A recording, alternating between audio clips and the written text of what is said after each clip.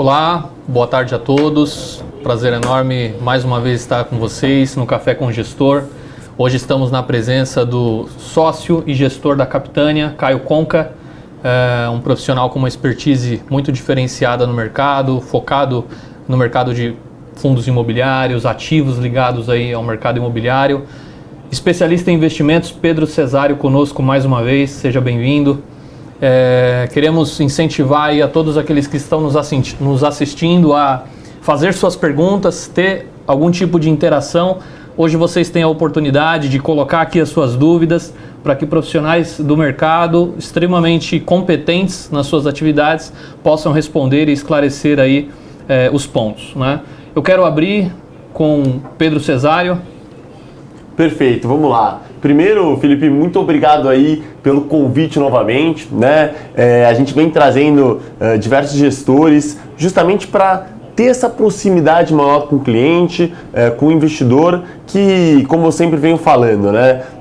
Um dos ramos e vertentes principais da empresa é fazer o brasileiro investir melhor.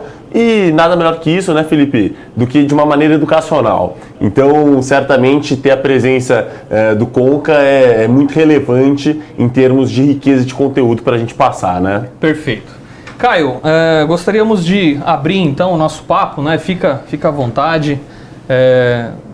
Contando um pouco da sua trajetória, né? Como que foi essa chegada na Capitânia, como que foi a estruturação ali da Asset, por favor.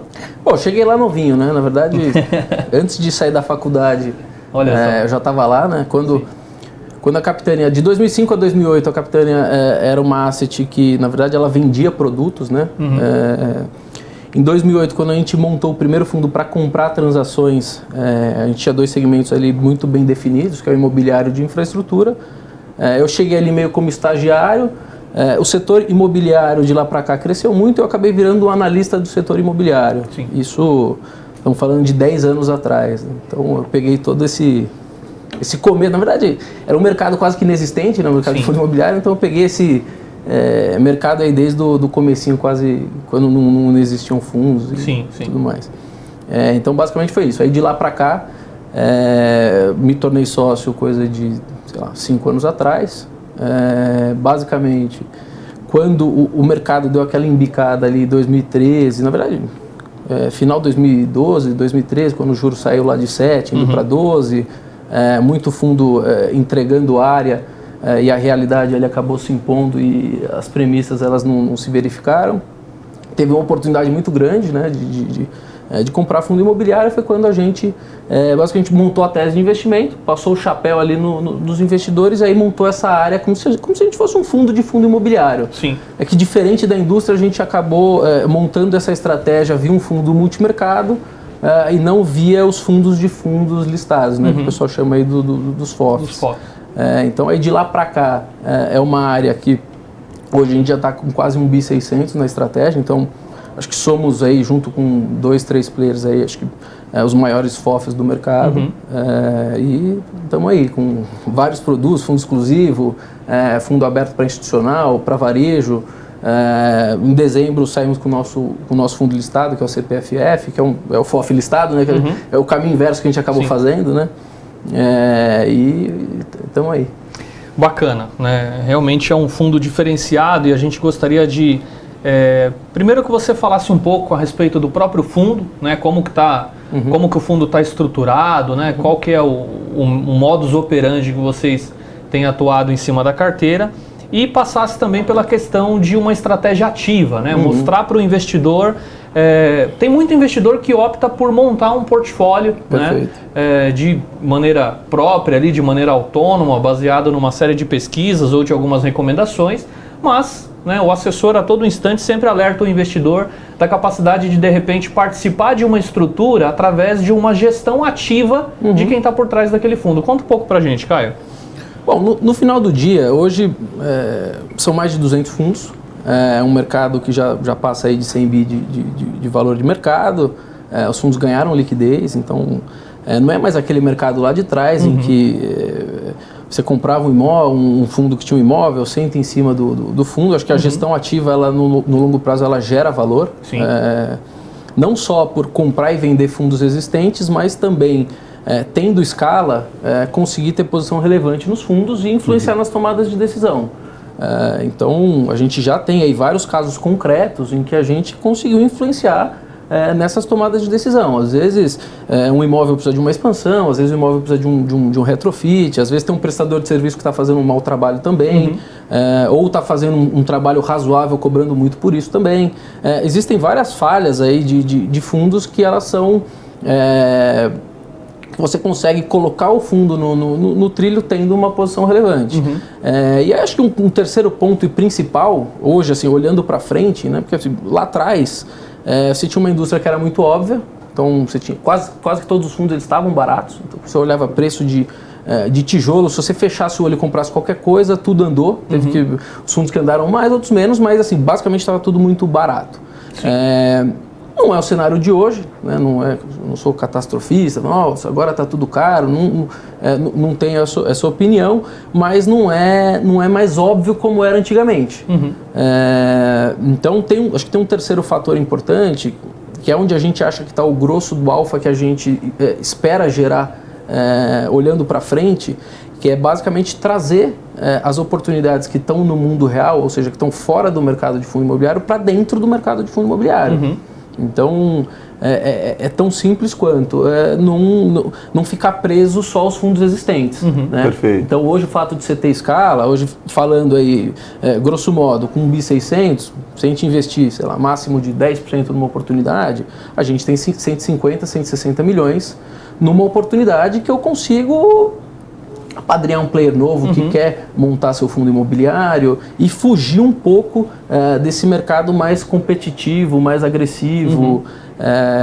Então, você tem aí várias formas de gerar valor para o investidor.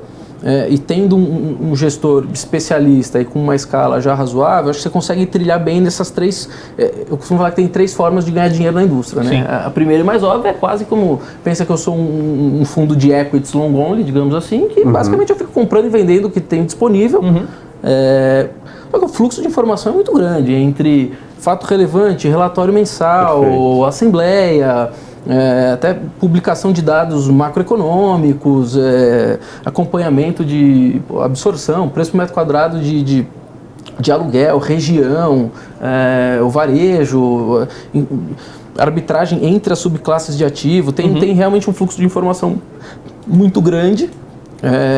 Então, acho que tudo mais constante, a gente espera fazer uma melhor gestão do que tem disponível do que a média da indústria.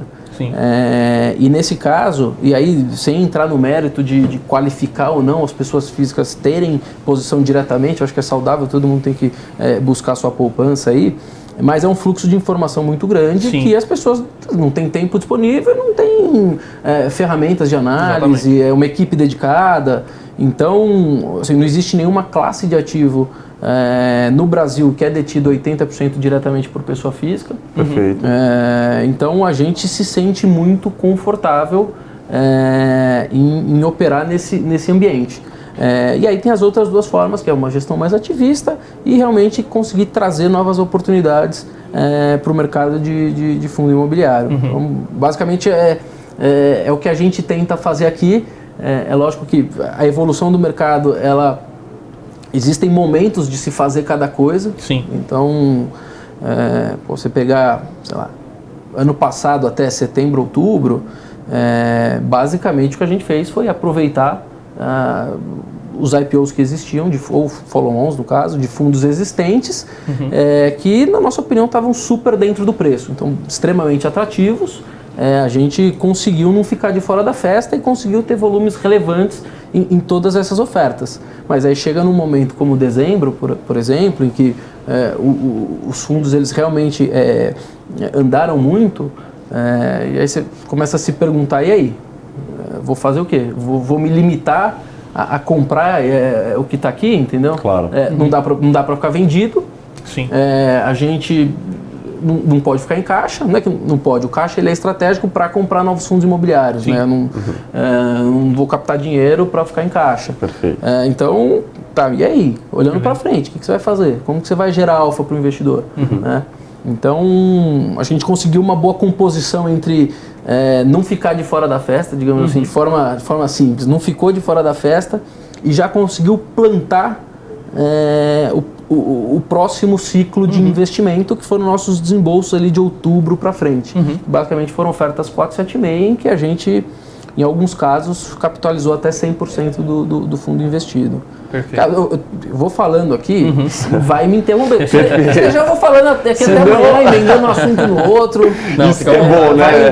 Vai interrompendo aí Legal. e fazendo pergunta específica. Claro, o importante é ter conteúdo, né, Felipe? Exato. E aí, até pegando esse gancho, Conká, a gente sabe que, assim, se a gente avaliar desde 2018, a gente partiu de 100 mil investidores de fundo imobiliário em si, para ali, 2019 no final, para mais de 500, né? Então, foi uma evolução, uma explosão. 600, cara. Exato, assim, virando o ano já passou de 600, perfeito.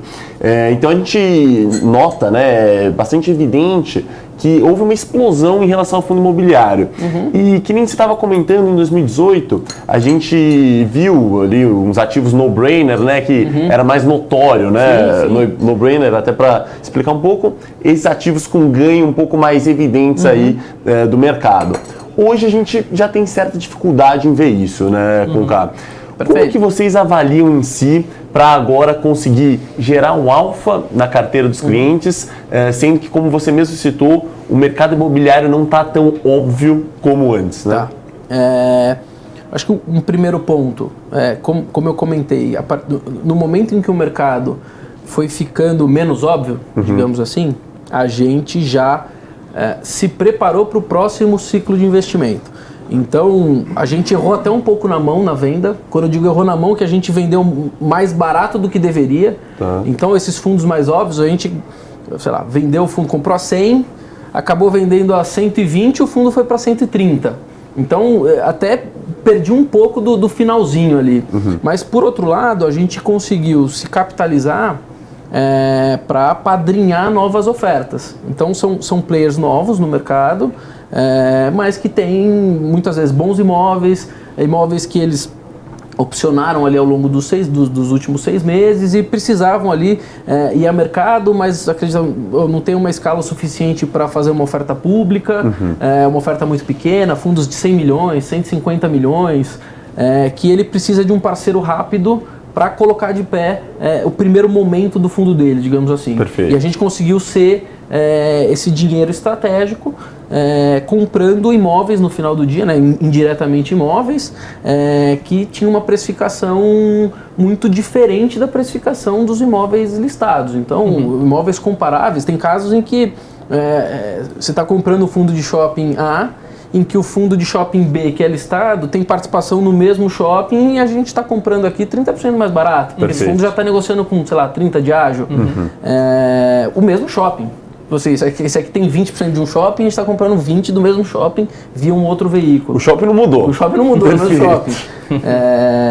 Então a gente conseguiu, acho que, ter um bom mix entre não ficar de fora da festa, que era muito óbvio, e conseguir plantar o próximo ciclo.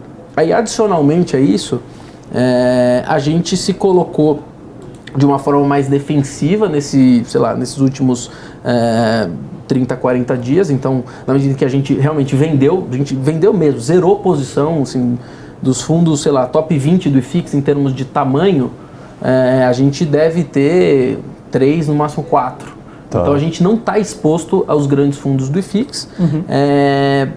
A gente aumentou nossa posição em fundos de papel, né, que são os fundos de CRI, que a gente entende que são mais defensivos. Não tem por que ter grandes movimentos em fundos que têm CRIs em que o risco de crédito das empresas lá dentro não mudou. Sim.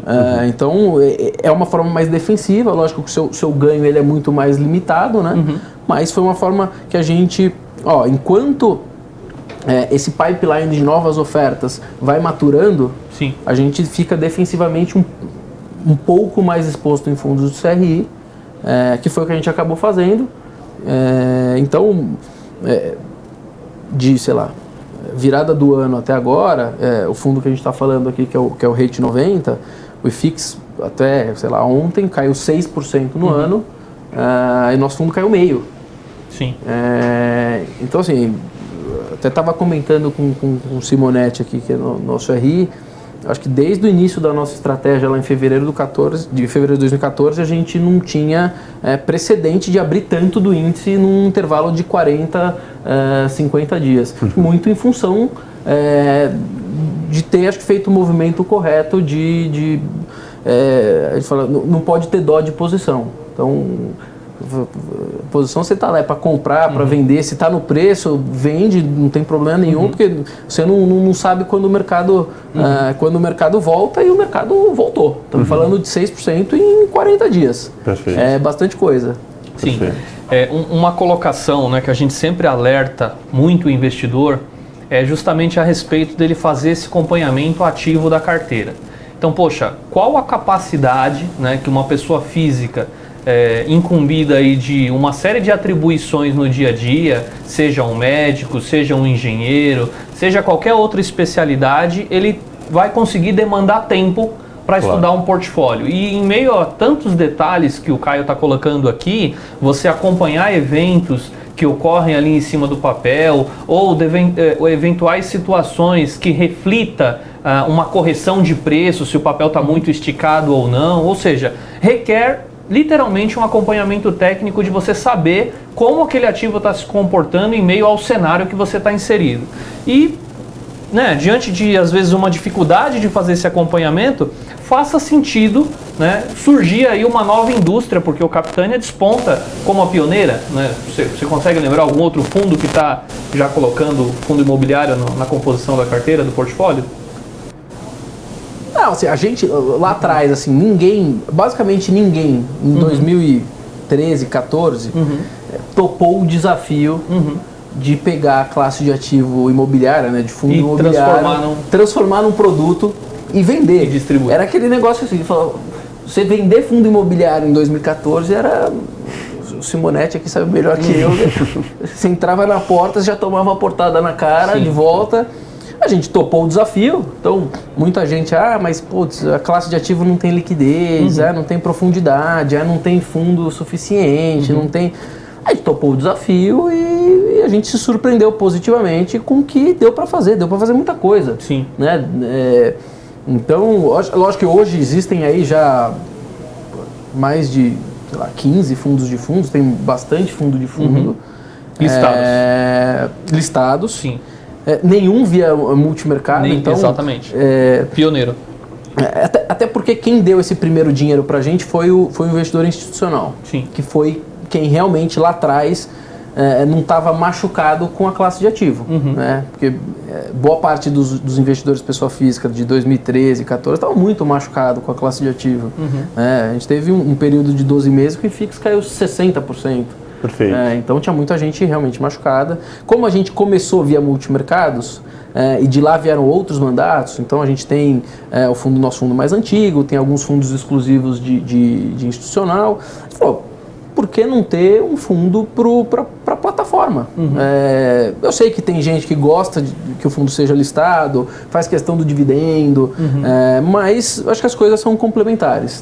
Desde gente que realmente gosta do fundo listado, que é o dividendo, como gente que não, eu não tenho problema em aplicar num fundo aberto. Até porque operacionalmente é muito mais simples, você simplesmente é uma aplicação, e o seu poder de diversificação, e você comentou aqui, 200 fundos estruturando, né, o portfólio. Então, qual a capacidade de você, na pessoa física, adquirir 200 fundos imobiliários na sua carteira e fazer a gestão disso de maneira profissional? Então, assim, desses 200 fundos, na história a gente já teve exposição a 118, se eu não me engano, então a gente já teve quase exposição a todos os fundos que estão listados aí. Lógico que a gente tem nossas preferências, mas em algum momento da vida a gente já teve, já comprou e vendeu quase todos os fundos da indústria. Certo. Então, basicamente, a gente tem análise pronta de boa parte dos fundos listados aí. Perfeito. E até voltando um pouco, Conca, no ponto que você tinha comentado de tomada de decisão, acho que é legal a gente aprofundar isso.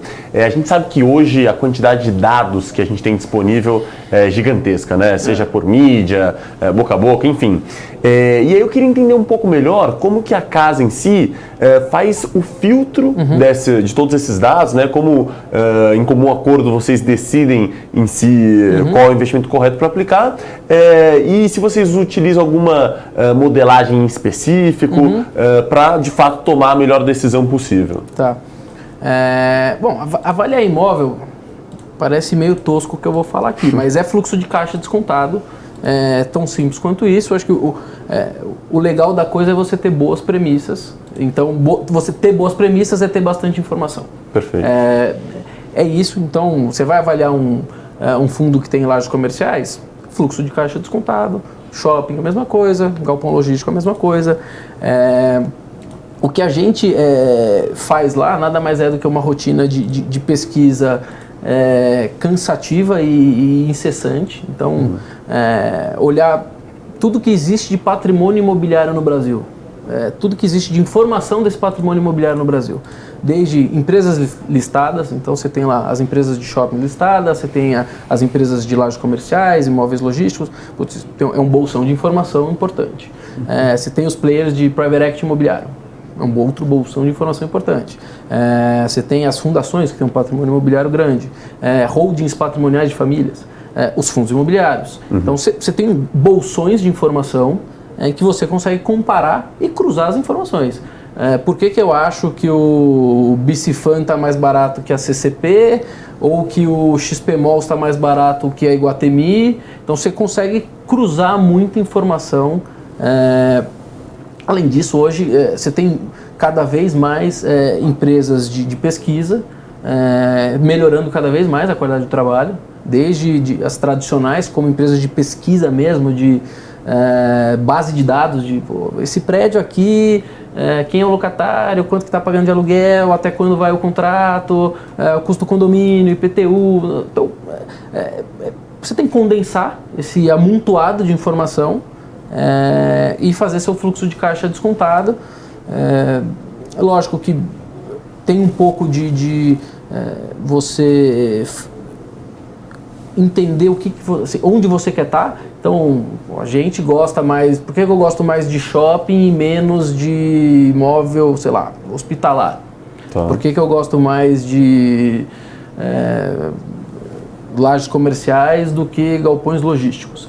Então, é lógico que você tem lá suas preferências, né?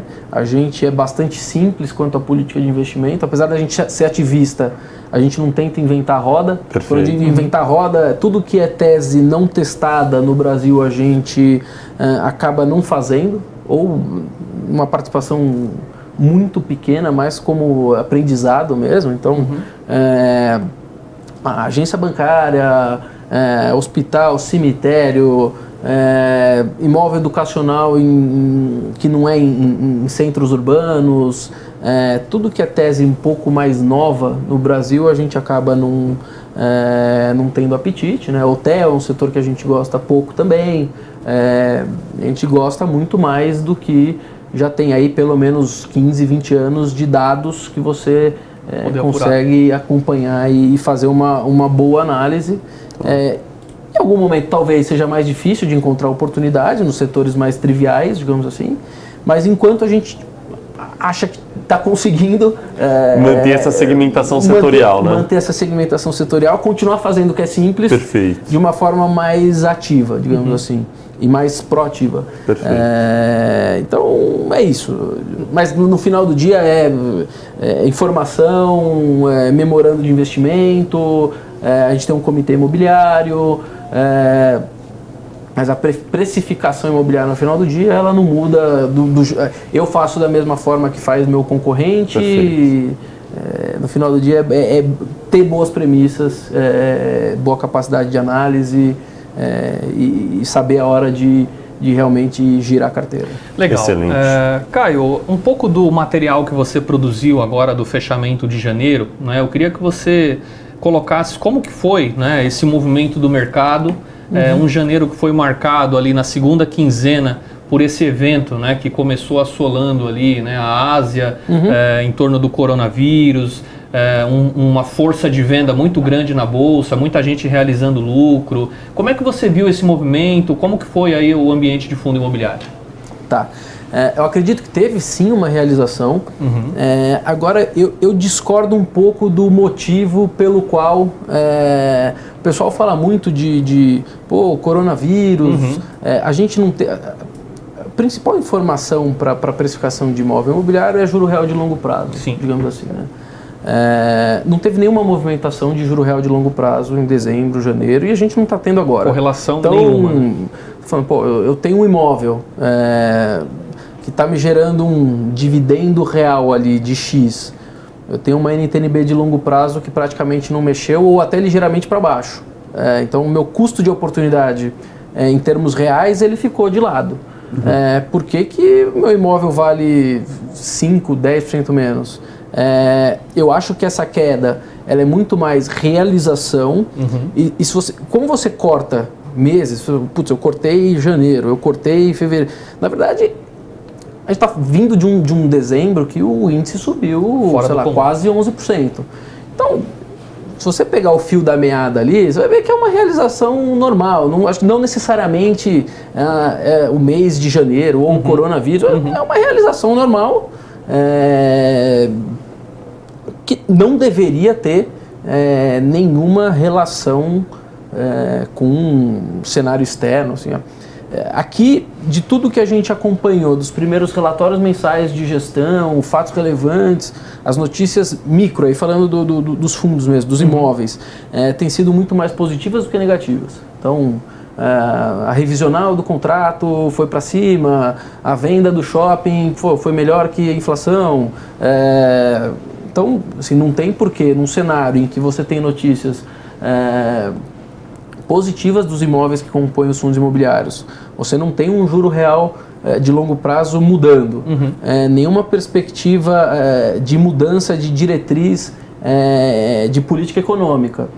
Tá, por quê? Não, mas porque simplesmente você está olhando só um período curto de alguns dias e não está olhando o negócio como um todo. Acho que é tão simples quanto isso. E aí você pega, né, uma fatia do mercado composta por pessoas físicas muitas vezes, sem, né, esse estômago, por assim dizer, e você olhar alguns papéis que têm correlação, né, com China, sendo precificados para baixo, muita gente abrindo mão do papel a qualquer preço ali, e aí força de venda, papel despencando, vou me desfazer e acaba, né, levando o preço de muitos ativos para baixo. Então, esse foi um movimento também que a gente percebeu aqui na XP a todo momento, durante a assessoria, durante o contato com o assessor, a gente falava, olha, não tem muita correlação, não faz muito sentido você realizar, né, prejuízo nesse momento, ou você abrir mão do papel por conta de um dado externo que não tem a mínima ligação, né, com o setor aí que você está posicionado. E falando um pouco, como que você vê, né,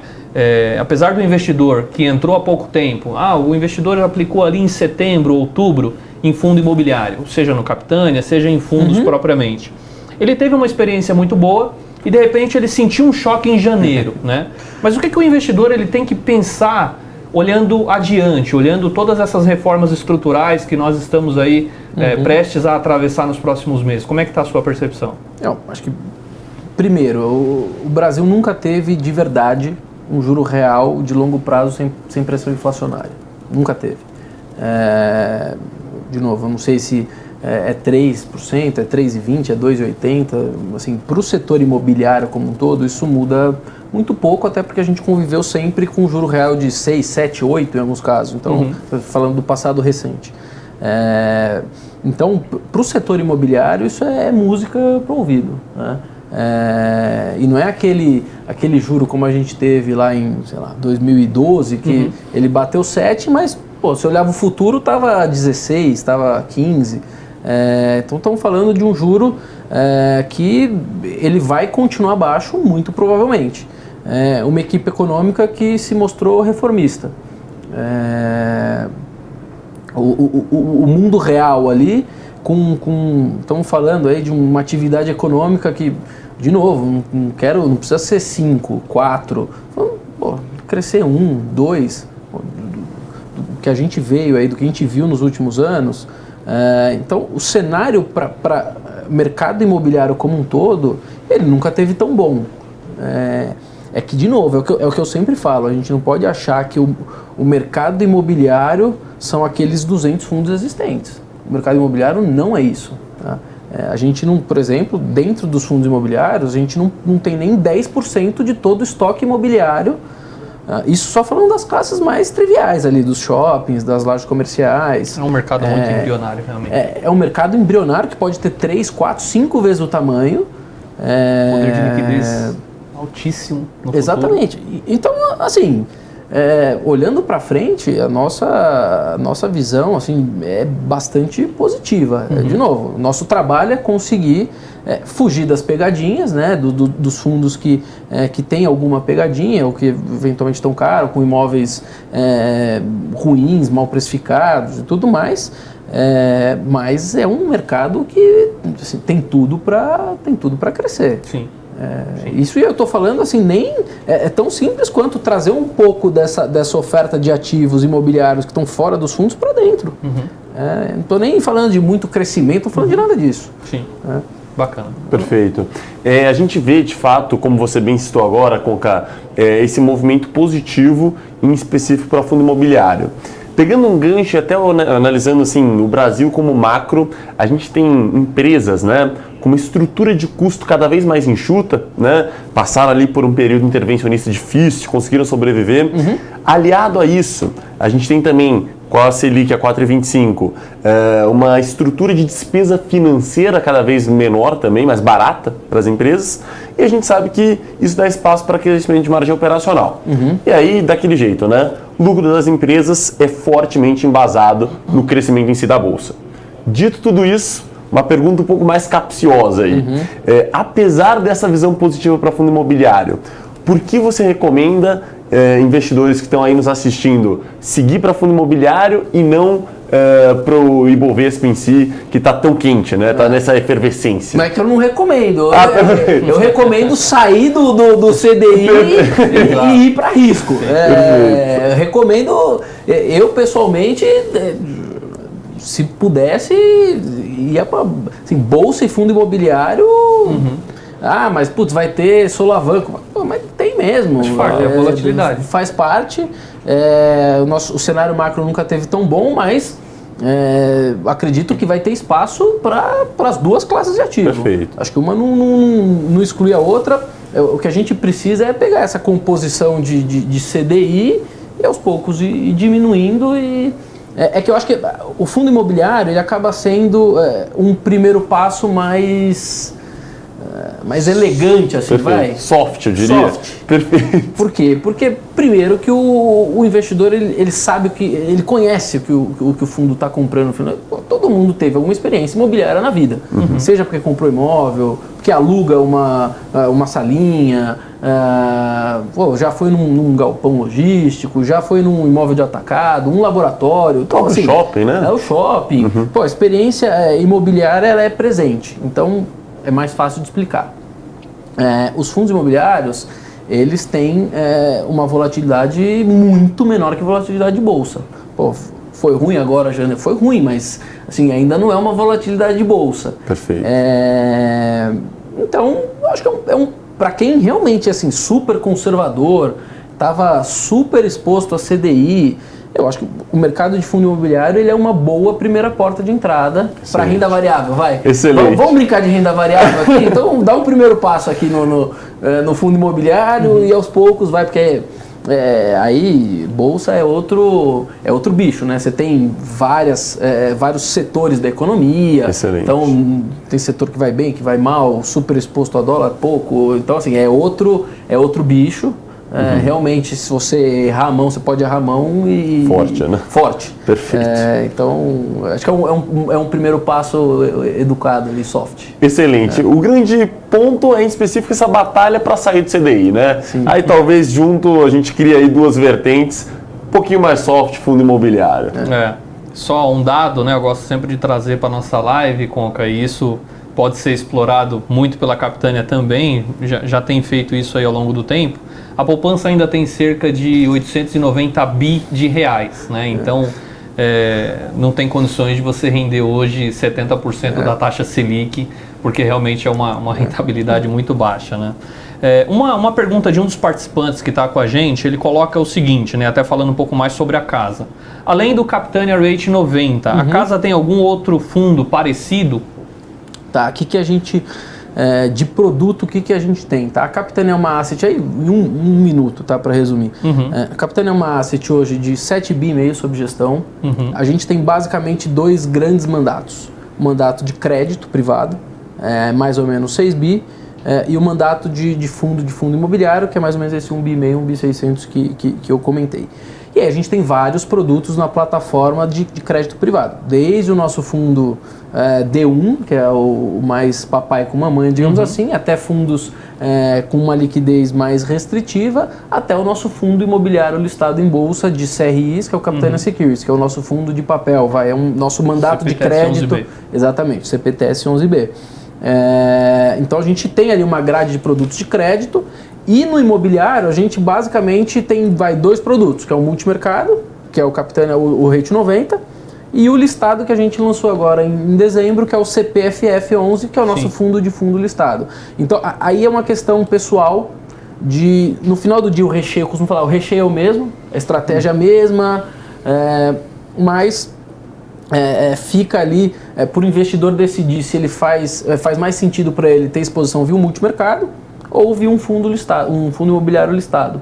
Mas no final do dia a carteira é a mesma equipe, mesma estratégia. Tem gente que gosta de ter o multimercado, tem uma simplicidade operacional, não precisa ficar reinvestindo dividendo, não precisa ficar indo atrás de recolher DARF, relatório do escriturador para declarar IR, entra e sai na cota patrimonial, então você aplicou, cotizou hoje, 90 dias você recebe se você quiser sair. Perfeito. Não fica dependendo não só da liquidez de bolsa, como da própria variação do fundo na bolsa, né, do listado. E no listado, dividendo isento, você entra ou numa oferta primária ou compra aqui no secundário. Aí é pessoal. Cada um com suas benesses, né? É pessoal. É muito pessoal. Perfeito. Acho que até, Felipe, chegou a hora aí do bate-papo final com o gestor que a gente costuma fazer, né, Conca? Até para o pessoal conhecer um pouco mais no detalhe a figura em si do gestor. Sim. Então vamos lá, Conca. Um hobby que você possa citar aí para os investidores que é o seu predileto. Pô, sou brasileiro, né? Jogar futebol. Jogar futebol. Que time que você torce? Corinthians. Corinthians, a situação tá um pouco complicada. Vai melhorar, a priori. O pessoal tá achando que tá ruim. Mas, putz, hoje dá pra assistir jogo do Corinthians. Ano passado não dava. Hoje dá. Não, tudo bem, perde ali, vai, toma, perdeu agora, mas dá pra assistir, o time joga pra frente. Não sei o que vai dar, mas pelo menos é agradável de assistir. Excelente, excelente. Uma palavra ou até uma frase que você vê que faz sentido nesse meio que você está, nesse meio do mercado financeiro. Putz. Pô, você me pegou, hein? Uma palavra que faz sentido. Ou uma frase, não sei, um jargão, algo nesse sentido. Pode também pular a pergunta, se tem um para pular. Então pula essa. Então pula. No final eu vejo se eu lembro de alguma frase, eu volto. Excelente, está combinado. Uma pessoa que você admira, seja no âmbito profissional, seja no âmbito pessoal. Você pode escolher. Não admiro, mas minha filha, né? Muda a vida, né? Muda a vida, né? Por completo. Totalmente.